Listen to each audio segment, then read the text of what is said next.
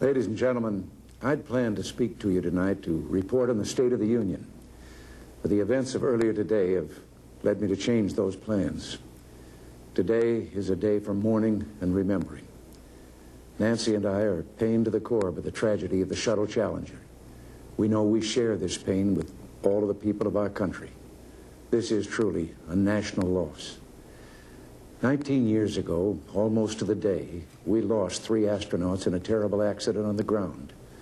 But we've never lost an astronaut in flight. We've never had a tragedy like this. And perhaps we've forgotten the courage it took for the crew of the shuttle. But they, the Challenger 7, were aware of the dangers, but overcame them and did their jobs brilliantly. We mourn 7 heroes: Michael Smith, Dick Scobie, Judith Resnick, Ronald McNair, Ellison Onizuka, Gregory Jarvis, and Krista McAuliffe. We mourn their loss as a nation together.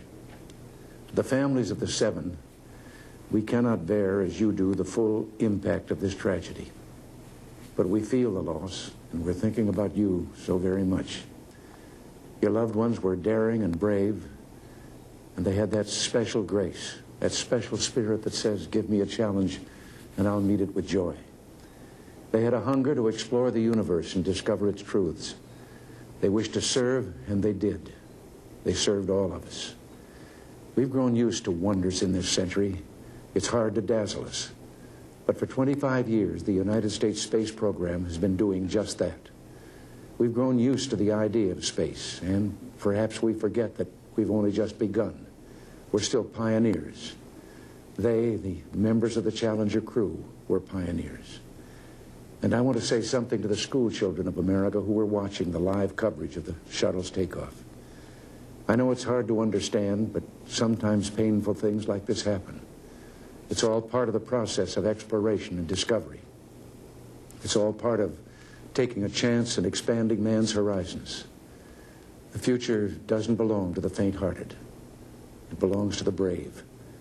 The Challenger crew was pulling us into the future, and we'll continue to follow them. I've always had great faith in and respect for our space program, and what happened today does nothing to diminish it. We don't hide our space program. We don't keep secrets and cover things up.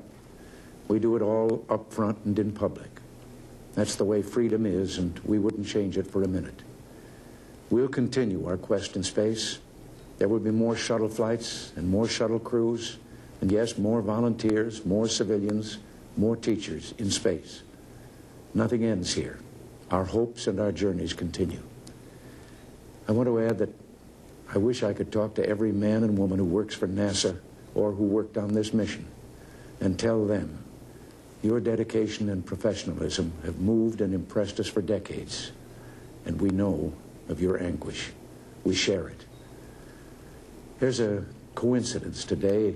On this day, 390 years ago, the great explorer Sir Francis Drake died aboard ship off the coast of Panama.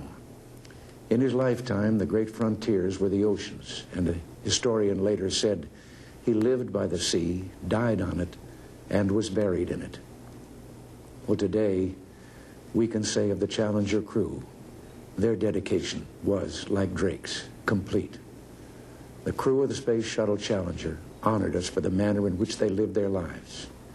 We will never forget them, nor the last time we saw them this morning, as they prepared for their journey and waved goodbye and slipped the surly bonds of earth to touch the face of God.